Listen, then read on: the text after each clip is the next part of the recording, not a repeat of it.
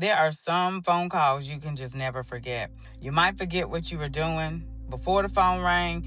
You might forget what you had on. You might not even remember the day of the week or maybe the time, but I did, because at 3:14 a.m. on August the 6th, my phone started vibrating, and when I answered it, it was the investigators on the other line calling to let me know that we finally had a suspect in custody and that they were already en route to the Moss Justice Center.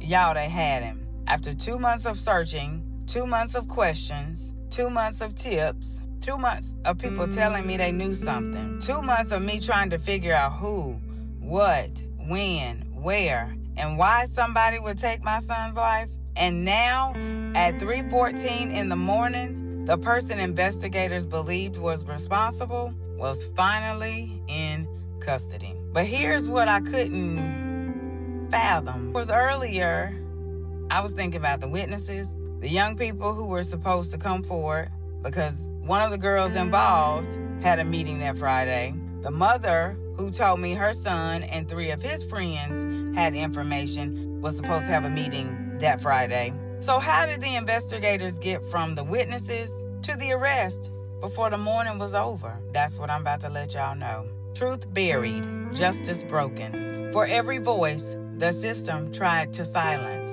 I'm your host, Quadrina Adams, and this is episode 6, 3:14 a.m., y'all. Welcome back. If you've been listening to me from day one, I appreciate you. Thank you so much. I know I've gained a lot of new listeners this week. Shout out to TikTok. Shout out to my new listeners. Y'all keep following, liking, sharing. Leave a comment. Let me know what you think. Y'all know this hasn't been easy for y'all, for those who have been with me from the beginning. But I gotta keep telling this story. I gotta keep telling myself I gotta keep telling this story. And as always, everyone mentioned is presumed innocent unless proven guilty in a court of law. All right, now let's get back to it. When we left off from episode 5, it was August the 5th, that Friday, the day I had been long awaiting for. The day I felt like I was finally going to get my answer. Because remember, the mom, and remember she called and her son and 3 of his friends have a meeting because they have information about the shooting.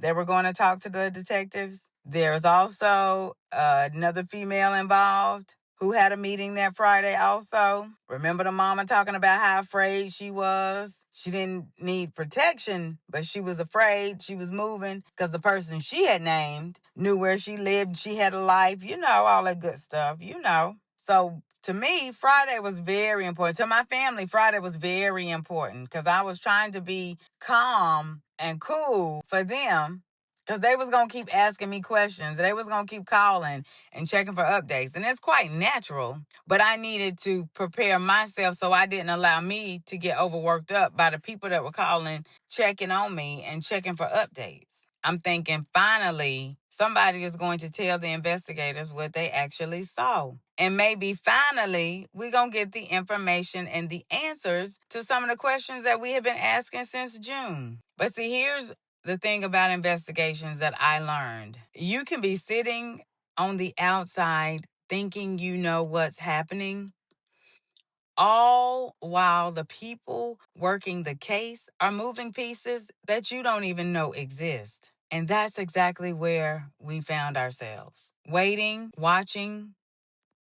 I'm checking my phone, waiting for updates, definitely trying not to get ahead of myself, all while still trying to remain hopeful. Because actually, y'all, for the first time, it felt like we were going somewhere. We were getting somewhere. We were going to get some justice. Friday afternoon, hadn't heard anything. Felt like I had given them enough time to have all the meetings, gather some information, maybe be sitting in a discussion amongst themselves. So I reach out for an update, and I got the response of, I got some good information.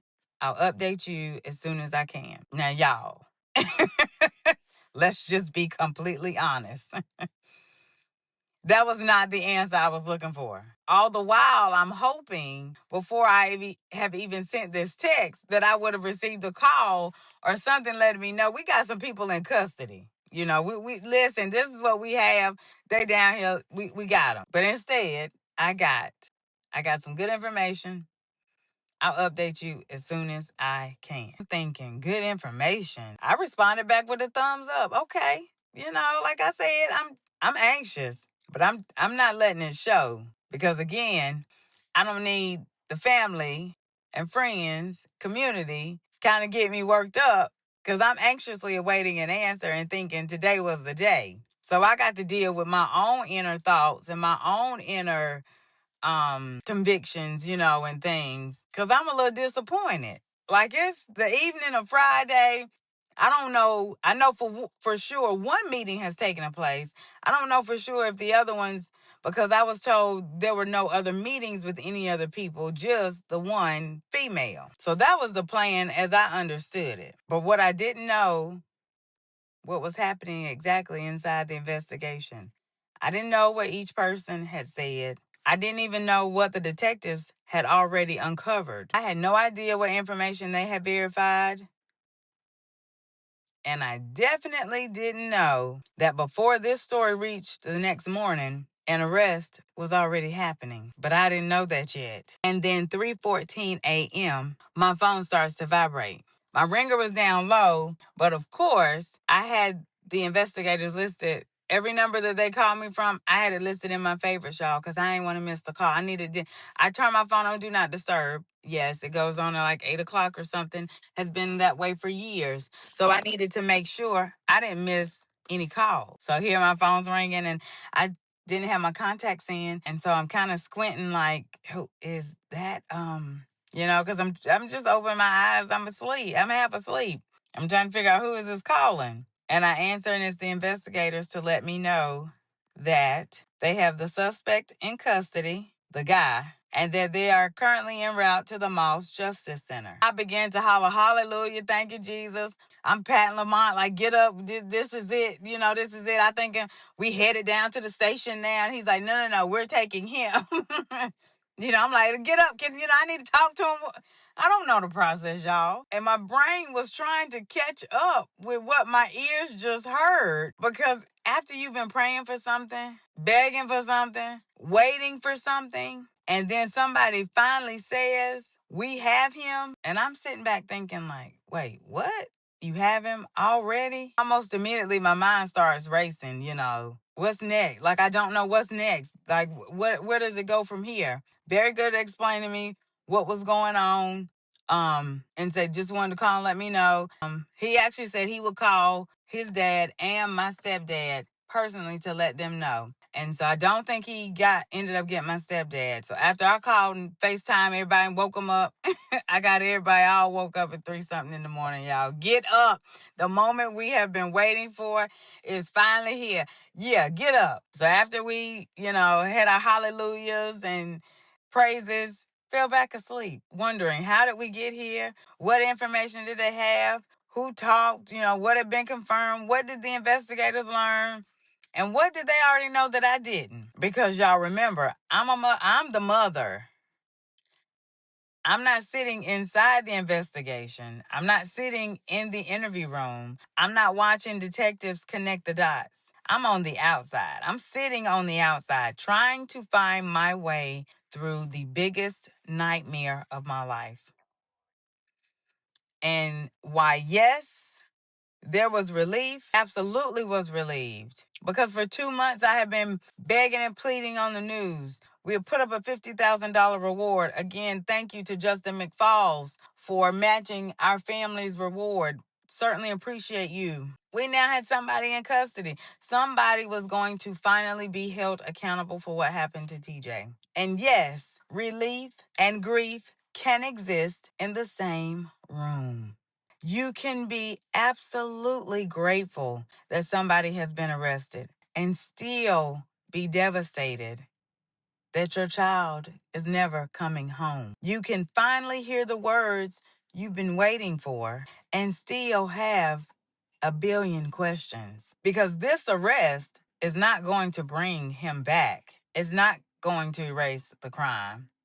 And it certainly is not going to erase the pain. And it certainly doesn't give me automatically every single answer that I had been looking for. It simply meant the legal process is just beginning. Throughout this entire process, I couldn't help but ask myself, why does it have to come to this? Why does somebody have to be offered money to do the right thing? Why couldn't, why did it take 2 months and somebody have to find you? But I learned during the process, people stay silent for different reasons. Some were afraid. Some didn't want to get involved. Some were protecting somebody, or maybe even protecting themselves. And then there are those who simply just do not care. And when you're grieving, you don't always know which one you're dealing with. But here's where this gets interesting, because at 3:14 a.m., I knew one thing, and that was that a suspect was in custody. That's it. I knew the name, but I didn't know everything that had happened behind the scenes that led up to this arrest. I didn't know how the investigators got to this point. I didn't know what had been said by the witnesses.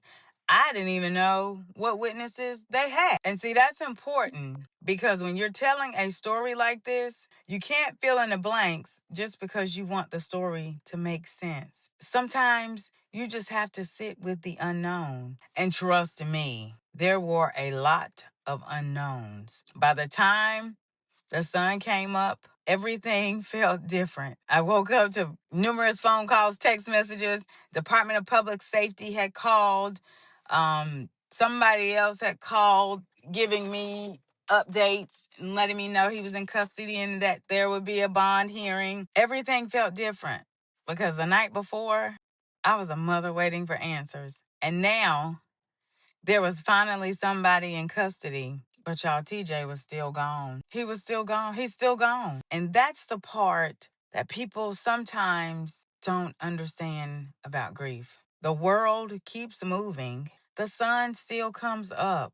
People still go to work. People still wake up. Kids still laugh. Cars still drive down the road. But your whole world has stopped. And yet, you still have to keep moving because TJ can't. Here's another thing I learned. An arrest is not a conviction. A conviction is not the same thing as accountability. And accountability is not always the same thing as justice. I wanted all three. I wanted the truth. I wanted accountability.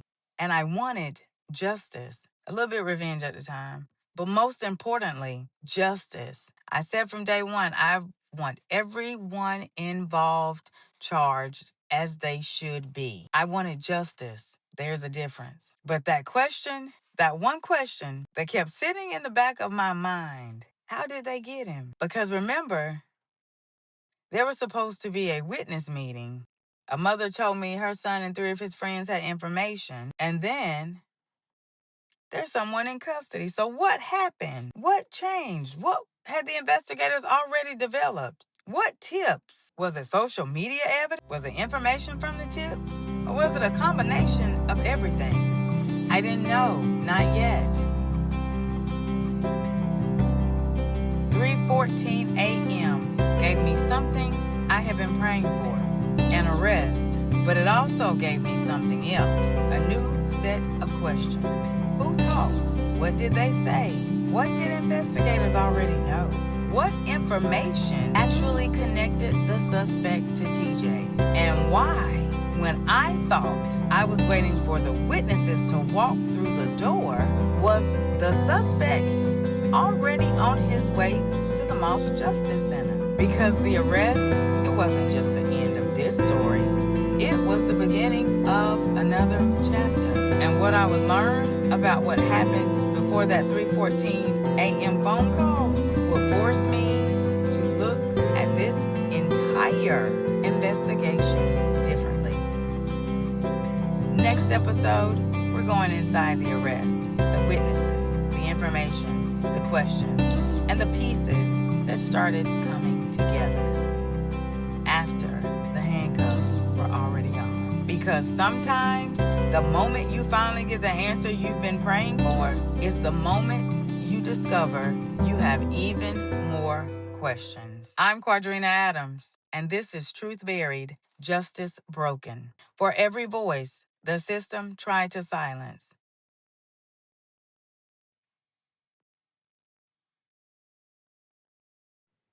If this episode moved you, I'd love to hear from you. Your voice helps keep TJ's story alive. If you're on Apple Podcast, open the show, scroll to ratings and reviews, tap write a review, and share a few words with me. If you're on Spotify, tap the episode's Q&A and leave a respectful comment. On YouTube, you can leave a comment under the episode, but please no names of private individuals and no unverified accusations, please. You can also share a memory of TJ or a note for our family, but please keep it kind and genuine.